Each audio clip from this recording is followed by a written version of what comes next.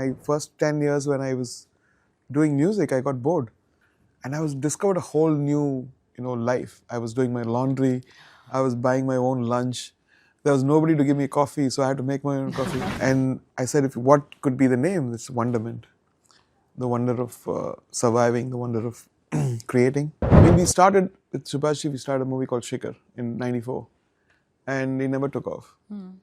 And then I couldn't do Pardes because I was doing something else. And one of the most iconic A.R. Rahman dance numbers that stars King Khan in the lead, where he's seen dancing on a public transport. Chaiyya, Chaiyya.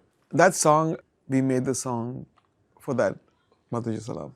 And then it was thrown. Mani ji came, give me some tunes. I said, take this tune. Le lo. Because I also feel like it's not just people, it's God also telling you, like something is good and it's not coming, it's also the hand of God coming in and saying, behave yourself, buddy. It's spiritual, it sort of flows. It is spiritual. Tell me, what is that one trick that you have that sort of like lashes out? Why should I give him a secret? I want a little so I can take thoda benefit. So I didn't know anything before. Like camera, I didn't know how to put an aperture. It was out of focus. I was taking for 2 years. And then one guy said, you had to on that button. Oh my God. So I never gave up. It really well. I never gave up. You don't give up. That's great. I think that's the key then. Yeah, because sometimes I'm very slow in learning. But giving up is losing. Hello everyone, this is Hesha Chimah and you're tuned into Varinder Chawla's page. Today I'm in conversation with a man who absolutely needs no introduction from me whatsoever. Because उन्होंने सिर्फ मेरे soul को नहीं, but I think millions of people out there he's touched their souls. So joining me here today for a conversation is none other than the legendary A.R. Rahman. Thank you. So what an honor. This is amazing. But the wait's been too long, 8 long years till you got as Wonderment right now happening for us. Firstly, love the name. But you have to tell me, ये germ कहाँ से शुरू हुआ? And of course, how did you coin the name? I think at certain time of your life, you need to celebrate the blessings. I feel like every blessing, every breath is a blessing. Every love people show to you is a blessing. And your health is a blessing. Your music is a blessing. And I said, what could be the name? It's Wonderment. The wonder of surviving, the wonder of creating. And so it was a very big name. So then I went to the shop at Melrose and I pulled out that dress. And so then I said, let's try it. And then we fed it in and this came in. I said, okay, now we need to put that glass of wonderment in everything we do, in every song, every arrangement. And there we are. Yeah. Of course, I did spot a lot of elements on that poster. So yeah, it shows the whole different things of activities of people, and how music is a part of all that stuff. Growing up and graduating, loving, loss, childhood. Amazing. But sir, I have to also ask you this, that there are times jab hum sochte hain, we sit back and we reflect on the kind of body of work we've done. I want to ask you, has A.R. Rahman ever given a thought about the kind of legacy, let's say 20 years from now, he wishes to leave behind for people? The legacy wise, I think I don't plan for it. But I think if you are in an environment, like suppose, my kids, we taught them, how to be with integrity and everything. So when they grow up, they question me. They question me, like, why are daddy doing this? Like, I said, because of this. So I have to explain everything. And it's important to explain. Right. And that's such a balancing act. Your kids come and, you tell them, we need to explain to them. So like, not to be rude and not to be in a very patronizing tone, but in a tone, and it actually teaches you a lot. Yeah, of course. And so my passion comes from actually when I first 10 years when I was doing music, I got bored. I was doing the same thing. I said, like, what else? Then, Andrew Lloyd Webber called me to England, and then I did Bombay Dreams. And I was discovered a whole new, life. I was doing my laundry. I was buying my own lunch. There was nobody to give me coffee, so I had to make my own coffee. First time in my life, the independence in a way. And then 9/11 happened. Then I felt the need for using what I have for a very different purpose, And then the Oscars happened. Then I started my conservatory, K Music Conservatory. Then kids started joining, and then they started stunning you with what they could do, what India could do with nurturing and, leadership, nurturing. Sure. And that made me like, oh my God, I need to be better because these kids look up to me. I can't be lazy. I can't be complacent. Forget all the awards you won. Each day is different. Right. Each day is a different challenge. And now my passion, the way I function as to how can we find a new way for this amazing kids who trust you, come to your, they learn music. Not because in my institute, as music as a profession, never had the credibility as an art, as a people question, like my whole movie, 99 songs was that. Oh, my son plays the violin. Yeah, but what does he do? Yeah, like a full-time profession. Yeah, What's his exactly. full-time profession? And then today seems to be the age where people go on stage and they earn in lakhs or in crores, Yeah. which is fantastic. And not just one. There's so many different indie bands and they're all busy. Right. And you call them, no, I'm in concert and I'm in Mauritius, I'm in here. It's just a fantastic time to be in. Yeah. So then you realize the time has come in for India to rise up. And we are in Coachella and we have all that stuff. We have to be everywhere. Yeah. Like how South Korea has taken over things. I think we have, time is tough, a younger generation or the generation has to have that leadership quality, like infiltrate everywhere. Yeah. And provide an alternate kind of entertainment for the world. Absolutely. I'm going to pick up from this and ask you this because this was constantly on my mind. We're in an era where we're seeking validation and most of our validation comes from social media, right? But you're there putting yourself out there in front of a live, massive audience, right? So you've won so many accolades, right? Whether it's global or it's national here. But uske baad also, if there is any sort of criticism that comes your way, how do you deal with that then? Are you okay with it? It will come. There's many times where it was unfair criticism because anybody can stir the boat in some other way and then realize, oh my God, actually it was not that bad. Why did you pull it down? But then it makes you, be on earth. Yeah. Because anything can happen tomorrow. Right. What you think is great can be pulled down. What you think is, other ways. Yeah. So that makes you humble. For sure. Because I also feel like it's not just people, it's God also telling you, like something is good and it's not coming, it's also the hand of God coming in and saying, behave yourself, buddy. It's spiritual, it sort of flows. It is spiritual. So my thing always comes in a spiritual angle first. And I feel like that and the will of mine and the will of God and the will of people coincides with success. Absolutely. But then, we also come back when you're in front of a live audience. I think that's the kind of validation which is so instant and so real because when you rehearsals kar rahe hote ho, you really don't know what's going to happen. But then when you're there, define that feeling for you which happens even right now and probably what you're going to experience even 8 years from now. I mean, after rather. Actually, the trick is they buy tickets and come to your concert, you already won them. Oh, amazing. Because if you don't screw up, if you don't say bad words on stage or do something which is nasty for them, right. They will love you. Who's going to leave their jobs and this and pick up the family, dress up, come into a vehicle and then park the bloody car, come and you won them over. They want to love you. That's why they're coming in you. Yeah. So that's it. So I respect that. Right. I respect that, and then that's the reason why we work hard and see what else can we give them. Yeah. So they feel like, oh, this is really worth coming all the way because he's put all his heart and soul and his whole team has put that stuff in. That's what we try to do. Yeah. Before I actually I can easily perform the same thing. Absolutely. Like the record. Yeah. But we don't want to do that because we want to excite them ourselves first and then give that. Like cook and eat and then serve you. Okay, tell me, what is A.R. Rahman's sauce? Because I think I'm, odd 14 years in this industry and sort of complacency does seep in. And then I'm just trying to be like, buck up, Hesha, you got to do something.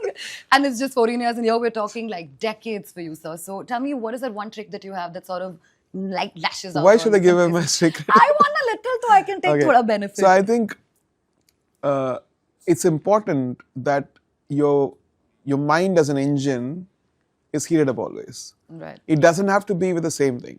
So what it could be stimulates sports. I started, I found a band now called Secret Mountain. It's a virtual band. Then I started writing scripts. Right. Then I engaged in filmmaking and then I engaged in VR technology. Not that because I'm bored with music, but because all this triggers and makes my passion in music more deeper. Because I know much more as an art form. So you study different art forms like previs and set design, color correction, camera angle, camera lenses, and framing and generative art now, generative visuals, and then it inspires music in a very different way coming in. Right. Because you're sitting in the studio in front of a keyboard or a piano or a mic. After a while, you feel like your body, I think every cell becomes bored. But then when you go do all the stuff and you feel the joy of making music is like multiple folds rising up. Right. Because you kept your mind active. So, is this somebody who you're really looking up to? I didn't know anything before. Like camera, I didn't know how to put an aperture. It was out of focus. I was taking for 2 years. And then one guy said, you had to on that button. Oh my God. So I never gave up. It really well. I never gave up. You don't give up. That's great. I think that's the key then. Yeah, because sometimes I'm very slow in learning. But giving up is losing. Right, absolutely. Okay, tell me, what's that one work ethic that you feel is exclusive to A.R. Rahman? And the other question that I want to ask you, counter it up, is there somebody in the current day that you really look up to for the work and the music that they're creating? There are many people. I think if you look south, they are put in test by fire.